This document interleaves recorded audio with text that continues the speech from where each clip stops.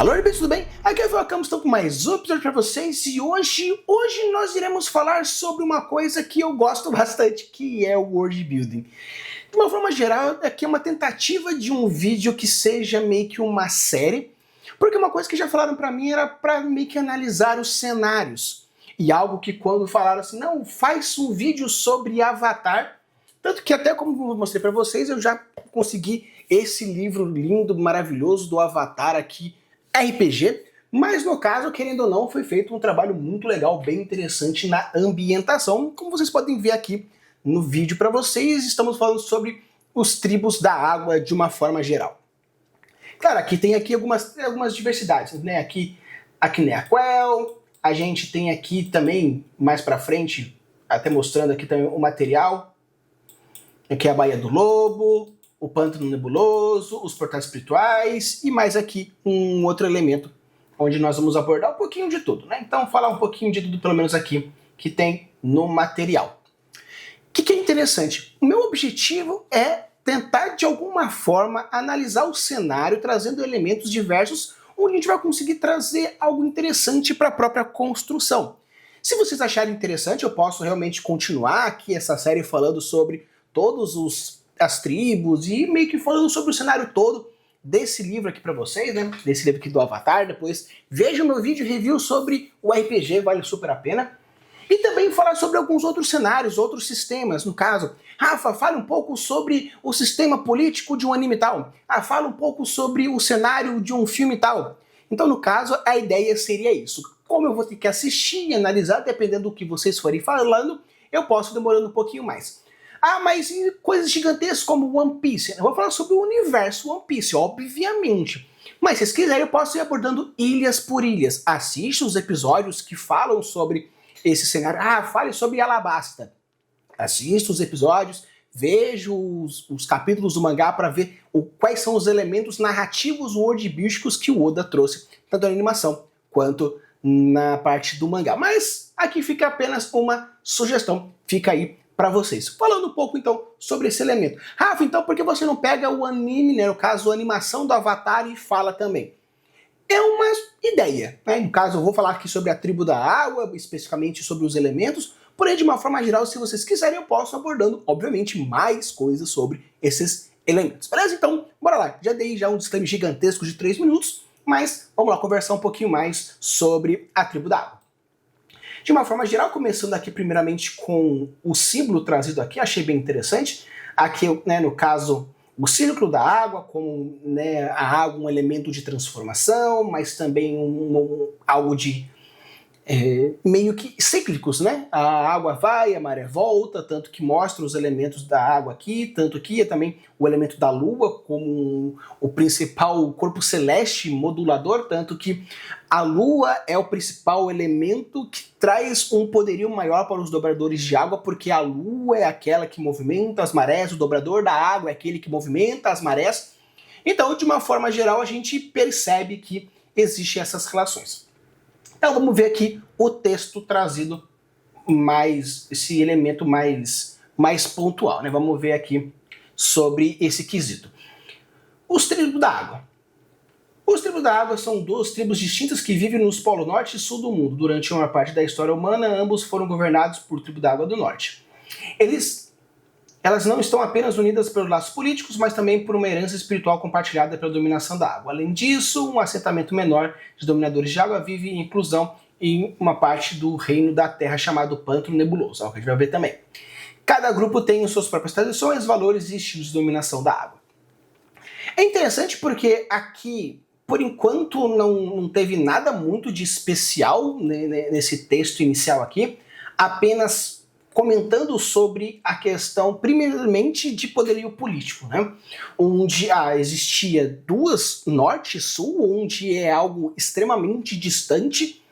Claro que eu não sei dizer qual que é a proporção do planeta, acredito que, considerando os pormenores do mapa do terreno, o continente quase que pangeico que aparece no mundo de Avatar, então eu acredito que, sim, norte e sul, estamos falando de polo norte e polo sul quase que literal. Considerando que quase que literal, não vou considerar Antártida e o Polo Norte, então acredito que seria mais algo como Groenlândia e países nórdicos, e mais uma região talvez um pouco acima da Antártida, Patagônia, mais ou menos nessa região assim. Mas, querendo ou não, de Groenlândia para Patagônia, a gente tem que atravessar praticamente o globo todo. Então eu acho muito interessante meio que duas tribos tão distantes onde o poderio político é em uma delas. Não são dois poderios diferentes, apesar de mostrar que são duas tribos distintas, mas durante toda a parte da história da humanidade, ambas foram governadas pela tribo da Água do Norte. Então, se existe duas tribos que, apesar de terem uma, né, talvez, quanto ao momento pangeico fosse um momento único, e assim foi distanciando, e com isso as tribos foram distanciando. Eu não sei dizer historicamente, pelo menos não por enquanto, o quanto isso seria meio que socioculturalmente interessante.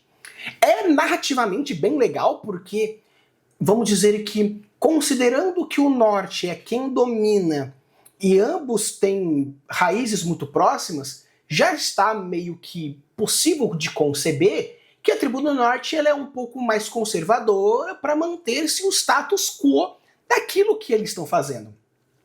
E acredito que a tribo do sul consideraria algo um pouco mais liberal, porque como eles estão falando de relação de poder, onde um domina o outro, porque pode ser o governado não significa necessariamente dominância, porém, se quem te governa está do outro lado do planeta, meio que essa relação fica um pouco conturbada, gerando uma ideia de pseudo-revolta. Por que os meus líderes não estão presentes? E por que talvez toda a governância esteja uma relação onde lá é mais importante e lá é algo que tem essa ideia? Então achei interessante por essa questão. Não sei como o poder do norte conseguiria se manter constante. Acredito que devido à ideia de ser tribo, talvez tenha uma coisa muito mais religiosa, muito mais xamânica, muito mais espiritual, onde a minha dominação, no caso o poder do norte sobre o sul, está muito mais relacionado aos fatores espirituais e de fé, ou seja, um poderio religioso. Ao longo dos anos, as duas tribos polares alimentaram tensões entre elas e os caos da Guerra dos 100 Anos só agravou essa tensão, né? Algo que já era algo meio que previsto, né? Durante a Guerra do Tribo do Norte e do Sul, pararam de se comunicar mais umas às outras, isolando a tribo da Água do Sul.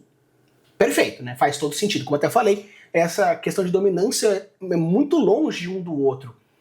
Com menos recursos, estruturas políticas mais fracas, o Tribo do Sul acabou devastada pelos ataques implacáveis da Nação do Fogo. O fim da guerra não resolveu o problema. Os nortistas chegaram para ajudar e os sulistas na reconstrução, mas os viam como incapazes de governar adequadamente a si mesmos. E o resistimento dos sulistas cresceu e transformou-se em movimento nacionalista. Durante a era de Korra, que é a segunda avatar dentro da cronologia da animação, isso culminou numa guerra civil entre as tribos, terminando com a tribo da Água do Sul finalmente ganhando sua dependência do norte. O que é interessante isso? É legal porque, como eu falei para vocês, ter uma relação tão longínqua, não de tempo, mas sim de espaço, gera algo mais complicado. Então, quando você for construir uma estrutura política para o seu universo, para a sua construção geográfica, a relação de distância tem que ser algo muito visual. Como assim algo visual? Se eu coloco, por exemplo, ponto A. Aqui no ponto A nós temos o rei, ou o líder político. Quanto mais distante for a cidade ou o polo político em relação ao polo de dominância, o poder vai se diluindo. Porque a gente espera que os serviços públicos, as políticas públicas, a segurança, alimentação, todos os fatores de direito precisam estar meio que proporcionais. Não importa a distância, tem que ser equivalente, ou pelo menos equivalente quanto equidistantes. Mas se você está muito longe, primeiro, demora para os seus problemas chegarem à capital e depois voltarem para lá com resolução, E isso gera diversos problemas sociais. Tanto que no nosso mundo real existe aquelas pessoas que moram no outro país. Por exemplo, temos os embaixadores, onde o embaixador de um país já fica naquele outro país, no caso, o embaixador brasileiro na China, ele mora na China, porque ele precisa que as relações sejam mais estreitadas.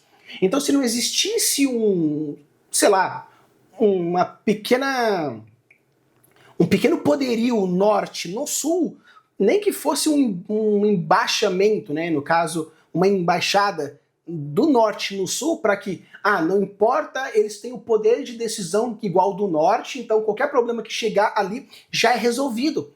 Então, como eu falei, é distante. Então é legal porque se você for construir um universo onde crie essa relação de poder e distância, os líderes vão expandindo com o imperialismo e esse imperialismo vai conquistando novas terras. Quanto mais distante da capital, as colônias vão querer gerar independência. Porque se você não tem o poder de sustentar a minha cidade, eu quero independência, porque eu pago os tributos, eu faço reverência, eu perco dinheiro, eu faço coisas e gera problema. E é legal porque ele trouxe aqui a referência sobre a Guerra dos 100 Anos. Nós também tivemos uma Guerra de 100 Anos entre a Inglaterra e a França. Então é interessante porque, apesar de que estamos falando de guerras longes, provavelmente foi uma guerra mais aquática, porque são tribos marítimas, né? Mas você cria essa ideia de embate e, pelo fato de ser uma guerra de 100 anos, é interessante principalmente porque 100 anos é, às vezes, dependendo do que for, 3, 4 gerações. Tanto que quando aconteceu a guerra no nosso mundo real, chegou um momento onde as pessoas estavam lutando sem mesmo saber, porque aquele é um problema dos nossos avós, um problema dos nossos bisavós. Então é interessante porque essa guerra, pelo fato de ser demorada, também gera um sentimento de que essa guerra não me pertence. Talvez o sentimento de injustiça, porque vai passando de geração, o vô fala pro pai, o pai fala para você vai falar pro seu filho. Então esse sentimento de injustiça, esse sentimento de exclusão, esse sentimento de deixado de lado, ou até mesmo de usurpar, é algo que é transmissível, é algo muito fortemente transmissível. A iceberg cultural tá aí para explicar com certeza. Mas o sentimento de pertencionismo também é importante. Eu sinto ódio por aquilo, só que meio que aquilo não me pertence, então isso vai desgastando. E esse desgaste também gera um desgaste sociocultural, que é mostrado muito forte aqui. Trazendo, no caso aqui, movimentos nacionalistas. Toda guerra de independência gera esses movimentos nacionalistas. Então, estudar guerras, principalmente de guerras de independência, são muito legais para gerar motivações pontuais para a sua narrativa. Porque às vezes você pode falar, não, mas a minha história está antes dessa guerra. Mas se existe antes, isso pode estar combinando a ela. Não, minha história acontece durante a guerra, então você sabe qual é o sentimento. Isso aqui é meu pós-guerra, mas o quanto pós-guerra? É um pós-guerra recente? É um pós-guerra mais demorado? No caso, é um pós-guerra ano passado? É um pós-guerra 5 anos, 10 anos, 15 anos, uma geração inteira? Então você percebe que sim, existe esse contraponto que é algo bem interessante, algo que na animação de Korra foi mostrado essa guerra civil e no caso depois uma independência do sul em relação ao norte. Ambos os tributados são conhecidos por serem grupos de sobreviventes engenhosos e como ambos de polos experimentos em clima extremamente frio, os fracteiros podem ter dificuldade ao visitar qualquer uma das tribos, com certeza. O Dominador de Fogos tem mais dificuldade nos trechos mais frios dos polos, especialmente com ventos inclementes e precipitação de neve. Mesmo moradores locais não são imunes ao congelar até a morte ou se perder no gelo em uma tempestade especialmente assustadora, chegar mais visitantes correm risco muito maior devido à sua falta de familiaridade com a área. Então aqui meio que mostra um quesito mais... eles reforçam, né, a parte de sobreviventes engenhosos e mostram as dificuldades. Só que uma coisa que eu sinto um pouco de falta em livros cenários, principalmente porque fica muito grande, né? A gente mostra aqui, é grosso pra caramba, é um livro cenário junto com sistema e tem até um finalzinho, tem uma parte de campanha caso você queira adentrar um pouco mais nesse cenário de uma forma mais geral. Mas você percebe que aqui eu sinto que falta um pouco de intimidade. meio que mostrar um pouco ou o ponto de vista dos próprios sulistas, ou o ponto de vista dos nortistas, ou o ponto de vista do Avatar que nasceu aí, ou de um Avatar que chegou aí, ou o ponto de vista da Nação do Fogo, ou o ponto de vista de alguém, de alguma coisa, criando um pouco, porque esses textos, claro que trazer um texto mais neutro vai gerar um pouco mais de aquele sentimento de ser mais técnico, mas acredito por ser um livro de ambientação, RPG e principalmente o teatro da mente, trazer uma ambientação é algo que vale muito a pena. Principalmente porque o mestre assim também vai conseguir criar uma atmosfera. Ah, mas sabe, você está falando de um livro cenário, e o cenário não pode ter atmosfera. Não, ele precisa ter atmosfera.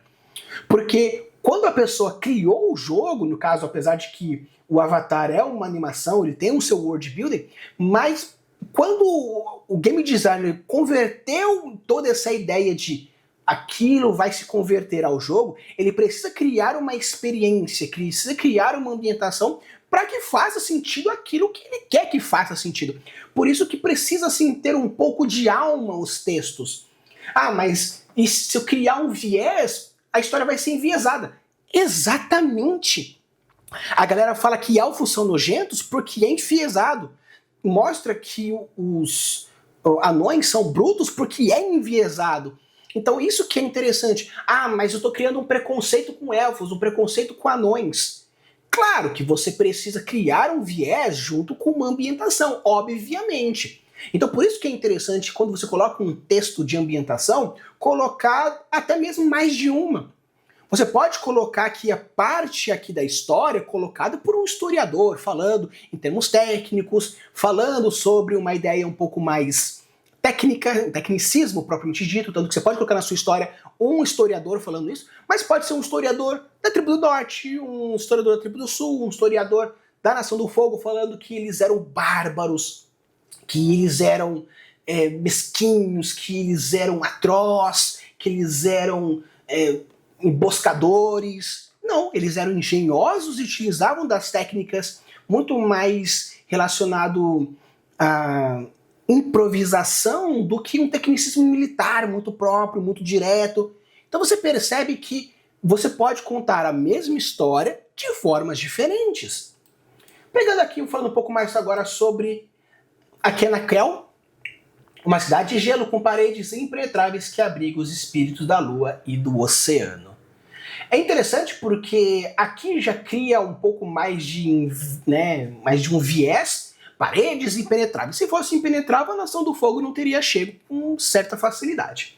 Mas que abriga os espíritos. Então mostra o quão eles se sentem orgulhosos quanto às suas defesas, às suas formas, mas também eles mostram essa ideia, como eu disse no começo, a parte mais espiritualizada, mais xamânica, mais dessa importância, porque aqui abriga os espíritos da lua e do oceano. A lua como aquela que modifica e o oceano como aquele que é modificado, mostrando também o yin e yang, algo muito forte dentro da filosofia da tribo da água.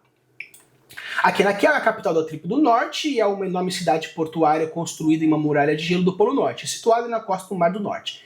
Imponentes paredes de gelo e uma rede de fossos mantém os invasores à distância. Além disso, o lar de um exército habilidoso, guerreiros de dominação da água e alguns dos melhores curandeiros do mundo. Canoas conduzidas por dominação da água transportam pessoas de um local para o outro através de enormes canais por toda a cidade. O Palácio Real é a maior e mais alta estrutura de Akenakel e é uma estrutura de várias camadas cercadas por inúmeras cachoeiras que alimentam os canais da cidade. É impressionante o equilíbrio da arquitetura e do gelo em toda a cidade antiga e é maravilhada por ser completa, por ser contemplada. O exuberante e verdadeiro oásis espiritual foi escondido dentro da cidade e é um território espiritual mais importante para a tribo da Água do Norte. Seu próspero ambiente tropical é completamente diferente do resto do Polo do Norte. Diz que é nutrida por energia de Tui, o espírito da lua, e lá o espírito do oceano. Os dois espíritos vivem em um pequeno lago dentro do oásis, como duas carpas que constantemente circulam uma na outra. Após a era de Yuan, o primeiro avatar, os primeiros dominadores de água aprenderam a dominar a água, observando o poder da lua sobre o oceano, o que faz com que os dois espíritos tenham um grande significado para a tribo. Durante a lua cheia, as pessoas fazem oferendas de comida para Tui e Lá. Então, falando aqui um pouco de parte, então aqui no caso, aqui na Kel, o que é interessante aqui, que eu achei bem mais legal? Você percebe que ele fala apenas da capital. Apenas da capital, pelo menos por enquanto, tanto que se for ver no próximo texto, tem aqui a Baía do Lodo, o Pântano Nebuloso e os Portais Espirituais. Ah, mas Rafa, se simplesmente colocar todas as cidades que existem, vai ficar um livro gigantesco. Sim, mas não existe nenhuma citação. Então mostra que ou aqui na Kel é uma cidade monstruosa, uma megalópole monstruosa, ou não existe importância o que não for capital. E é interessante porque, mostrando isso, realmente fala que eles são tão arrogantes ao ponto de que a única importância é a capital. Até mesmo pelo fato de ter aqui no norte apenas é isso e lá no sul não importa, tanto que não existe citação a nenhuma cidade do sul. Então você percebe que aqui mostram que a capital real é a parte mais importante, a estrutura, o palácio, não sei o quê, porque das tribos da... Então você percebe que a própria descrição, apesar de ser algo neutra, mostra aquela soberba um pouco mais escondida, um pouco mais lá por debaixo da história. Então sim, é interessante, porque até mesmo como você descreve, as palavras que você coloca vão gerar um contexto, vão gerar um subtexto. Então, escritor e escritora, quando você for descrever o seu ambiente, claro que com o ponto de vista do narrador, se ele estiver no ombro de um personagem, a descrição vai ser levemente manipulada por aquele personagem. Se for ainda uma história em primeira pessoa, mais ainda, porque tem todo o viés do filtro do ponto de vista daquele personagem. Mas mesmo que você coloque um narrador em terceira pessoa apenas Deus, onde ele está meio que apenas olhando, é interessante você utilizar de palavras que mostrem como aquela cidade interfere na narrativa, no personagem ou no world building. No caso aqui você percebe que está diretamente relacionado àquela soberba da guerra, toda a parte narrativa da Guerra dos 100 Anos, tem a ver com essa descrição de o palácio maior, o melhor, o mais, o alto, o exuberante, não sei o que lá e papapá. Aqui também mostrando, por exemplo, que o oásis espiritual é uma floresta tropical dentro do norte, dentro do gelo.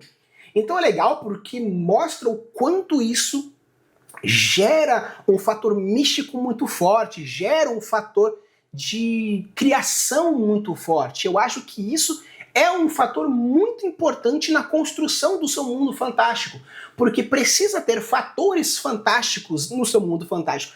Claro que quanto mais ou menos, dependendo da intensidade que você quiser fazer. E o mais legal dessa intensidade é que isso vai migrar o quão suspensão voluntária da descrença você precisa fazer, o quanta lógica você precisa estabelecer e diversos outros fatores. Então aqui é interessante porque a explicação é puramente mística. O exuberante e verdejante oásis espiritual ficou escondido dentro da cidade e é um território espiritual mais importante para a tribo da Água do Norte. Seu próspero ambiente tropical é completamente diferente do resto do Polo Norte e disse que é nutrido pela energia de Tui, o espírito da lua, e lá o espírito do oceano. Ponto. Acabou. Ah, mas sistema mágico suave. Totalmente nebuloso. Aqui não importa como é feito, não importa. O importante é que existe. Tanto que quando você vai ver na animação, não existe um fator muito forte quanto a justificativa narrativa.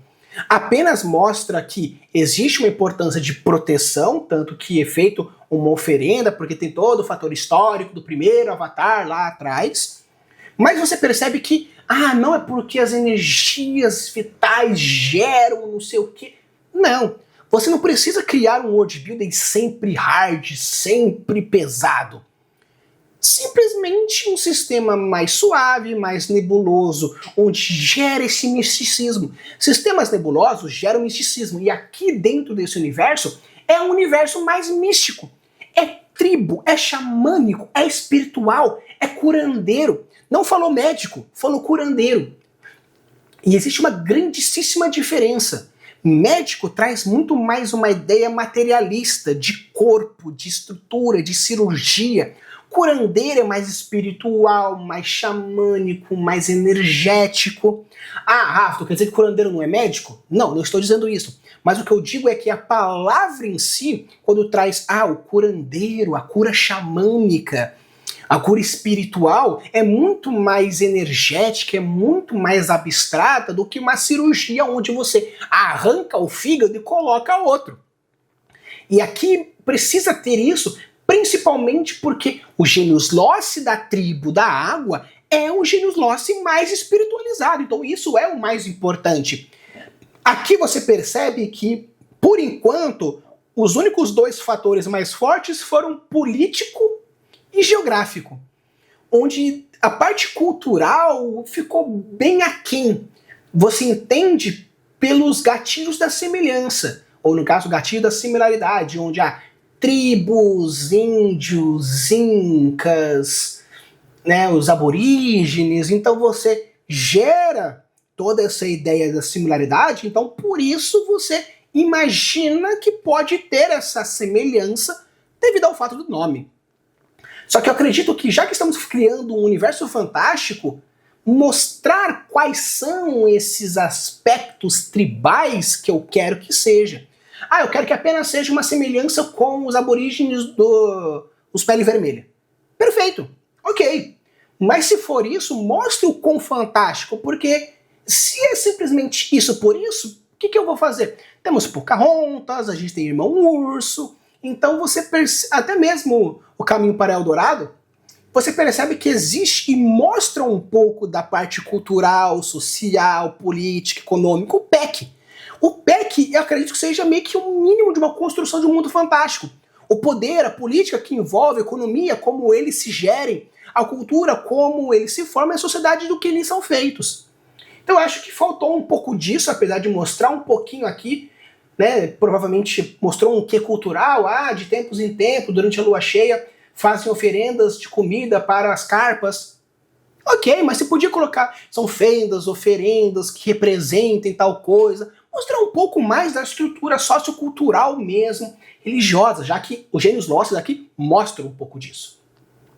Seguindo aqui para a próxima página, nós temos aqui a Baía do Lobo, mostrando aqui primeiramente as carpas para vocês, né? Tu e lá, bonitinho, ainda mostra realmente a yin yang, porque é o preto com o branco, é o branco com o preto, né? Vamos ler um pouquinho mais aqui depois, mas indo primeiro para a Baía do Lodo. A capital do Polo Sul que pena para encontrar sua identidade em meio em relações turbulentas. Aqui, Baía do Lobo, e é interessante porque a Baía do Lobo, se a gente for imaginar que nós temos o lobo é a criatura que uiva para a lua, como se estivesse chamando ela, então você percebe que o nome é bem interessante, mas você fica imaginando o seguinte: existe lobo no Polo Sul? Não. Então por que eu vou referenciar uma criatura não existente aqui nessa terra? Então eu imagino, considerando isso, que provavelmente a tribo do norte e a tribo do sul, ou pelo menos mais a tribo do sul, veio de um continente. Ele não nasceu, não é oriundo necessariamente daquele ponto. Porque se é lobo, lobo se encontra no continente, então deve ter tido algum tipo de migração, que é algo bem interessante, algo que pode ser meio que como o principal ponto justificativo. Vamos ver aqui. A Baía do Lobo é a capital da tribo do sul, passou por algumas mudanças extremas ao longo da história. Sofreu economicamente durante a Era Kyoshi, quase foi destruído durante a Guerra dos 100 Anos, depois cresceu significativamente durante o projeto de reconstrução do sul na Era Ang. E resistiu à ocupação pela tribo da Água do Norte durante a Guerra Civil da Era Korra. Durante uma reconstrução, após a ocupação, a cidade ganhou uma escola de dominação de água em um palácio real. Depois de todas as mudanças, ela havia crescido tanto que era quase irreconhecível como a capital original de eras passadas. Um conselho de ancião governa a tribo e a cidade durante grande parte da história, embora a tribo da Água do Norte tinha ficado à frente da hierarquia de poder até a tribo da Água do Sul ganhar sua independência. Pelo que está mostrando aqui, pelo menos nesse livro, mostra que a parte mais importante da relação ambientada na tribo das águas é guerra. É a parte política da guerra, principalmente essa parte dessa forma. Então, aqui o P é o mais forte, não mostrou economia, apesar de que falou um pouquinho sobre sofrer um pouco economicamente durante a época Kyoshi, porque a época Kyoshi foi uma época da Guerra dos 100 Anos, depois o Wang teve reconstrução e a Guerra Civil na Era Koryo, então essas três partes, então temos Kyoshi, depois teve o Roku, depois teve o Wang, depois teve a Koryo, então a época mais do Roku não interferiu muito na parte política daqui. E é interessante porque sim, nós temos uns governantes, conselho de anciãos, então é legal porque é algo mais real, é algo mais familiar, onde temos a família dominante, e aqui nós temos algo mais como um conselho, mostrando um pouco mais essa ideia de progressista para a Terra do Sul e mais conservador para a Terra do Norte, onde o Norte existe um rei, existe um líder, um único líder, uma família de liderança, e aqui é um conselho. Claro que pode ter um primeiro-ministro que ajuda a manipular aqui e tudo mais, porém, acredito que seja algo um pouco mais de concílio. E novamente, Baía do Lobo. Primeiro, Bahia, então a própria construção geográfica por ser uma baía, e o lobo. Se fosse até do lodo, poderia até mostrar um pouco mais dessa insignificância histórica, mas lobo eu ainda acho que, criando uma linha do tempo, acredito que talvez, ou tanto a tribo do norte quanto a tribo do sul nasceram num continente e durante movimentos geotectônicos foi feita uma modificação para cima e para baixo, onde começou a ter uma separação, porém essa separação foi aos poucos geográfica até sociopolítica, ou realmente uma fuga, onde a gente tinha a parte da tribo do norte e que ficava na parte mais gélida, desceu, um grupo de nômades desceram para o continente, criando a Baía do Lobo, porque o lobo uivava, aquela criatura mística, linda, maravilhosa, uivava para a lua, e como a lua é algo que eu também tô lá, que me dá poder e tudo mais, eu criando essa independência, vou dar um nome a essa criatura majestosa. E acredito que durante esses nômades foram se movimentando, porque nós temos toda essa parte cíclica da água, e foi chegando mais para o sul, mantendo o nome. Se não for isso, eu acho que seria interessante talvez uma justificativa, porque me gerou essa curiosidade. Então você pode, obviamente, como escritor e escritora, colocar essa estranheza, tipo, lobo, mas não existe lobo nas terras do sul, então por que esse nome?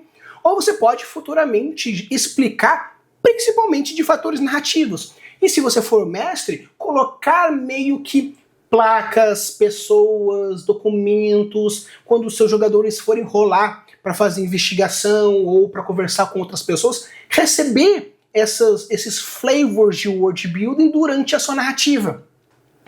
No caso, a pessoa chega na cidade e fala Baía do Lobo, perfeito, vai fazer uma investigação porque precisam atrás de uma pessoa X. Aí, rolou tal, não, porque essa pessoa não sei o quê, porque na época, quando a gente ainda ficava no continente, então você percebe que você pode ir colocando esses sachezinhos de world building durante a sua narrativa, eu acho que vale super, super a pena. Entrando agora aqui no Pântano Nebuloso, a tribo da água isolada que pode dominar a água em plantas, no caso aquela parte da galera que ficava no meio da floresta. O Pântano Nebuloso está localizado no sudoeste do Reino da Terra e é um lar de um grupo de dominadores de água que se estabeleceram lá há muito tempo. O pântano cresceu a partir de uma antiga árvore baniana que agora está dentro da região, onde as suas raízes estenderam-se sobre grandes distâncias. O pântano é o destino de visitação espiritual, porque as pessoas muitas vezes experimentam visões enquanto viajam entre as raízes sobre as suas águas. Os dominadores de água que vivem no Pântano Nebuloso praticam a dominação de plantas, forma de dominação de água na qual eles aproveitam a umidade dentro das plantas para manipulá-las. Através da dominação das plantas, as pessoas podem assumir o controle de videiras para enredar os oponentes e extrair água de grandes plantas para usar em um ataque de dominação de água. Durante a lua cheia, os dominadores de plantas podem manipular plantas maiores como árvores de grande porte. Por muitos anos, dominadores de água do pântano viveram em segredo ao longo das ramificações políticas constantes das 4 nações. O Avatar Aang e seus amigos encontraram uma comunidade no fim da Guerra dos 100 Anos, expondo-se ao resto do mundo. O que é interessante aqui? Pelo fato de ter essa tribo aqui, essa tribo do pântano, mostra que realmente existe uma movimentação para o continente. A existência dessa galera mostra que eles sim, por serem engenhosos, como foi dito no começo, mostra essa grande adaptabilidade. Mostrando essa grande adaptabilidade, mostra o quão realmente eles podem estar vivendo até mesmo em outros lugares. Acredito que deserto seria um pouco mais difícil, então seria talvez mais dominadores de ar com os ventos, ou de terra com as dunas, né, que seriam os dominadores de areia, né, talvez. Mas você percebe que aqui a existência deles permite essa migração. Então isso reforça talvez a minha teoria da Baía do Lobo. Não fui muito atrás, estou usando apenas esse livro como referência, então talvez em algum wiki ou mostre que realmente eu acertei. Só que é interessante o quanto você vai treinando o seu cérebro, isso gera níveis de criatividade e interpretação de forma diferente. E o legal de você, mestre, permitir essas interpretações dos seus jogadores, fazendo com que ele crie tramas e subtramas. Até mesmo, eu não pensei nisso, ou era diferente. Mas permita essa subcriação. Talvez eu não tenha pensado se eles realmente vieram de um ambiente diferente. Perfeito, pode ser que não vieram. Mas aqui, criar essa hipótese, você pode colocar no seu universo que um grupo de pessoas acredita e isso cria uma subhistória. Agora nós temos 2 ramificações de uma origem. Algo real, que realmente não veio, ou algo que acredita. Gerando preconceito, gerando trama, gerando problemas políticas, gerando obstáculos. Isso é interessante porque cria um mundo mais vivo. Então, acredito que é algo interessante. E querendo ou não, se for parar pra ver, essa galera meio que é o princípio da dominação de sangue, porque as plantas são algo mais sensíveis, porém com a lua cheia consegue dominar árvores. Então a dominação de sangue mostra-se a raiz da origem dela a partir da dominação das plantas. Aqui para os portais espirituais são portais para o mundo espiritual localizado em ambos os polos. Bem, isso aqui é meio que óbvio, né? Tanto o Polo Norte quanto o Polo Sul tem cada um seu próprio portal espiritual, uma porta de entrada física para o mundo espiritual. Quando abertos, esses portais aparecem como feixes gigantes de luz surgindo do chão em direção ao céu, com o portal do Espírito do Norte brilhando em vermelho e o portal do Sul brilhando em branco. Cada um está localizado em uma floresta selvagem que prospera a partir da energia espiritual residual das profundezas da vastidão do seu respectivo polo. Viajar para qualquer portal espiritual é extremamente difícil devido aos desafios da passagem congelada. Mesmo os sobreviventes mais competentes da tribo da água não fariam essa caminhada, a menos que tal jornada fosse de extrema importância, e muitos tomam isso como um sinal para deixar os espíritos em paz. Os portais foram fechados pelo Avatar One, mas foram reabertos muitos anos após pelo Avatar Korra. Você pode ler mais sobre isso, sobre No Mundo Espiritual, na página 29. Aqui mostra realmente o foco mais espiritualizado do world building aqui, né? Então gostei, apesar de que mostra alguns feixes interessantes, né? Vermelho e o branco, e ainda mais porque você mostra que vermelho é no Polo Norte, mostrando talvez também esse simbolismo de que é o norte, é lá em cima, é mais forte, mais pesado, é mais inconsequente, é mais isso, é mais revoltoso, e o branco que mostra um pouco mais essa parte da linguagem da luta, da apaciguação, da cura e etc. Então, aqui não mostra muita coisa, dá para viajar um pouquinho, mas é apenas um complemento a partir, tanto que o complemento mesmo está na página 29. E mostrando aqui um pouco mais dos peixinhos, mostrando aqui novamente os peixinhos para vocês. Tu e Lá. Tu e Lá são espíritos da lua e do oceano que habitam o oásis espiritual. Anos atrás, os dois escolheram deixar o mundo espiritual rumo ao mundo mortal para ajudar a humanidade e fizeram um oásis espiritual em seu lar. No oásis, Tui toma a forma de uma carpa branca, quanto mancha preta na cabeça, quanto Lá se transformou em uma carpa preta com mancha branca na cabeça. Tui tem poder de cura e Lá tem o poder de arrastar o inimigo para a névoa das almas perdidas. Uma prisão para os humanos do mundo espiritual. Durante a Guerra dos 100 Anos, foi gravemente ferida, mas o bravo sacrifício de Yue a princesa da tribo do Lago do Norte restaurar o Tui ao custo da sua própria vida. Então mostrando, né, um pouco mais o world building do negócio, e realmente você percebe que é um quê espiritualizado muito forte, tanto que mostrou que para sacrificar teve que haver um sacrifício real, um sacrifício místico, um sacrifício real, tanto real de realidade quanto real de importância, né? O rei precisava fazer isso, no caso a princesa tem que fazer isso. Então mostra talvez um pouco que o mundo espiritual ele quebra um pouco as regras do mundo mortal, do mundo material, porque é um ambiente tropical no meio do gelo, tanto que mostra que existe essa floresta próxima aos portais espirituais devido a isso, tanto que os episódios dos portais espirituais você vê que realmente são florestas lindas, o mundo espiritual é uma floresta linda, maravilhosa. Então é interessante, mostrando aqui esse yin-yang, a questão do equilíbrio, tanto que mostra, o yin-yang mostra que existe um pouco de maldade na bondade, existe um pouco de bondade na maldade, sobre essa filosofia, essa dualidade. Então um cura e o outro arrasta, né, mostrando, né, que as almas perdidas, essa névoa, um traz a paz espiritual, o outro retira a paz espiritual. Então é bem interessante, é bem legal. Quanto à movimentação do world building, basicamente são essas duas páginas que existem dentro desse livro. Obviamente, na animação traz outros elementos também, porém, de uma forma geral, se vocês gostaram desse tipo de conteúdo, eu posso, obviamente, expandir para outras mídias. No caso, eu vou continuar com a ambientação do Avatar aqui, com esse livro aqui, se a galera aí gostando, vou trazendo mais. Mas, querendo ou não, se você gosta e quer que eu traga outros elementos sociopolíticos, econômicos, militares ou qualquer outros fatores em alguma animação, filme, série, deixa aí nos comentários, porque com certeza eu vou trazer para vocês. Pode demorar um pouquinho, porque eu vou ter que assistir, porém, vou trazendo para vocês o máximo possível. E se a galera gostar, realmente eu foco em trazer mais conteúdos durante um mês, ou até mesmo algo semanal, criando até mesmo uma série nova, mais um vídeo aí para vocês.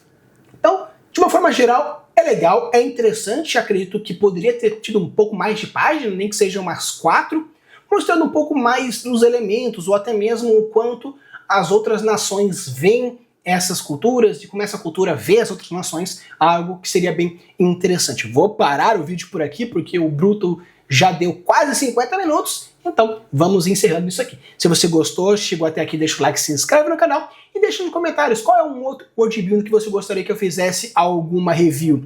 Se por acaso for algo gigante, como por exemplo One Piece, traga um elemento mais pontual. Se for uma animação, um filme ou uma série um pouco menor, pode aí falar que eu faço uma relação um pouco mais focada em cima daquilo que você achar interessante.